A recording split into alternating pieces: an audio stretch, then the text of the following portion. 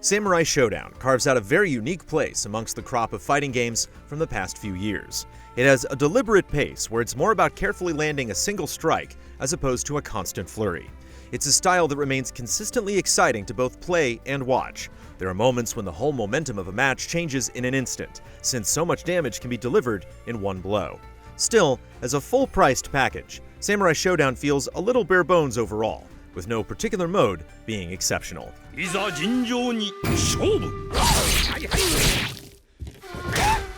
Characters in Samurai Shodown aren't overwhelming to learn, as move lists are fairly lean. Despite this, the roster is still commendably diverse, both visually and mechanically. Every character has something to make them equally stand out amongst the rest of the cast. Returning characters have an abundance of personality. The tattooed Earthquake breathes fire and bounces around, while the shirtless Genjuro is both menacing and effortlessly cool. The three new characters blend in perfectly with the rest of the cast, while also feeling distinct from one another. The shipwright Darlie Dagger doesn't take guff from anyone, and has a charming, exuberant personality. Fittingly, she uses a giant saw sword that has great range and deals tremendous damage. Wu Ruizhang is on the opposite end of the spectrum. She's clumsy and adorable. Using a shield as a weapon, Ruizhang has an interesting playstyle that relies on traps and projectiles. Meanwhile, the nimble thief Yashimaru has a useful double jump and plenty of options in the air. Samurai Shodown is the kind of game where it's so easy to fall in love with a bunch of different characters, and since it isn't very difficult to grasp the core concept of any of them, being indecisive isn't a hindrance. Even though Samurai Shodown is easy to initially pick up, that doesn't mean it's lacking in complexity or doesn't demand skill. Essentially, many options come with a huge amount of risk, since your opponent can easily punish you for a poor decision without needing to do anything that requires a lot of technical execution. It creates a wonderfully tense atmosphere during a match, since both players know just how quickly the tide can turn against them, which goes a long way in selling the idea that these characters are deadly warriors facing off against one another.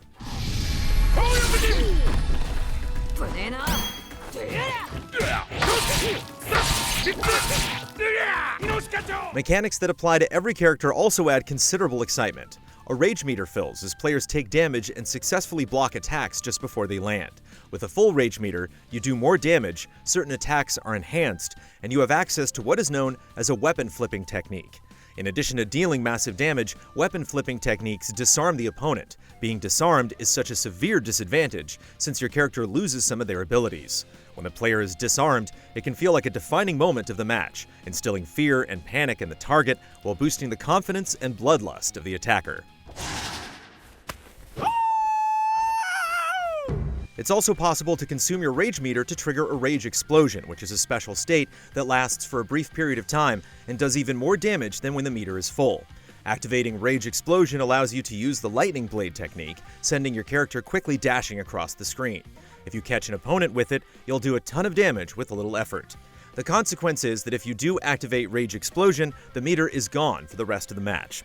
Similarly, super special moves are ultimate attacks that can evaporate 70% of an opponent's health, but cannot be used more than once during a match, regardless of whether or not they hit.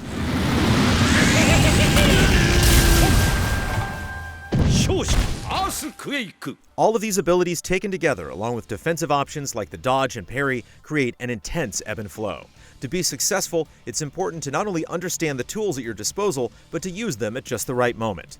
One player simply activating Rage Explosion changes the entire mood of the match, potentially putting an opponent on their back foot even if they were clearly ahead before. There are so many moments like this within a given fight, ensuring that Samurai Shodown feels dynamic and unpredictable.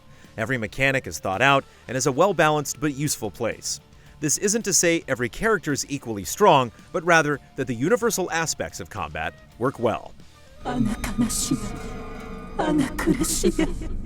As easy as it is to praise the general fighting in Samurai Shodown, much of the rest of the game is pretty mediocre.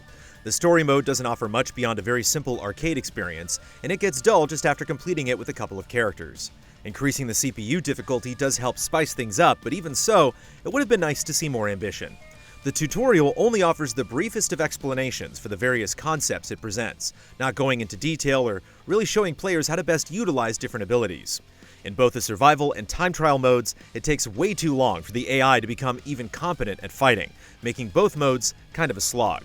Gauntlet mode, where you face off against the whole roster one by one, fares a little better with the AI pushing back more immediately, but even then, most opponents can be defeated with pretty rudimentary tactics, preventing it from being especially interesting. It is possible to fight against the ghosts of other players, where the game tries to mimic real opponent behavior. However, in our experience, low-ranked and high-ranked ghosts behave so erratically and nonsensically that it does little to sell that illusion, and there's not much difference in skill between them. None of these things offer enough to keep you invested for any significant amount of time.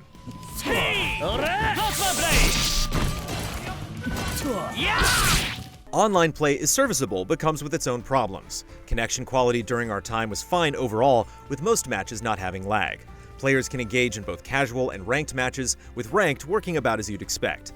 It's possible to queue up for ranked matches while playing other modes, but after a battle is over, rather than going back to that mode, you get put in the online ranked menu, which is annoying. The casual lobby system is also a bit confusing, and it takes time to fully figure out exactly how it functions. It's frustrating that the elements surrounding Samurai Shodown aren't better, because the fighting itself can be so tremendous. The pace of battles, the unique mechanics, and general style all contribute to a game that feels worthwhile to learn. It's just a shame that it never really goes above and beyond when it comes to anything else.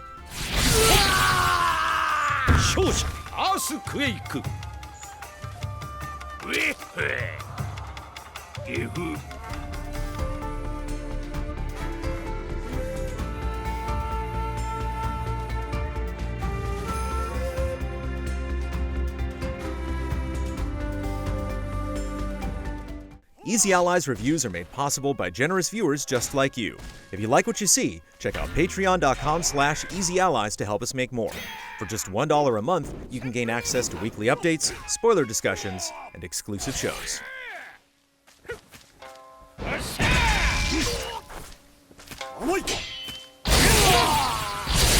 勝者青丸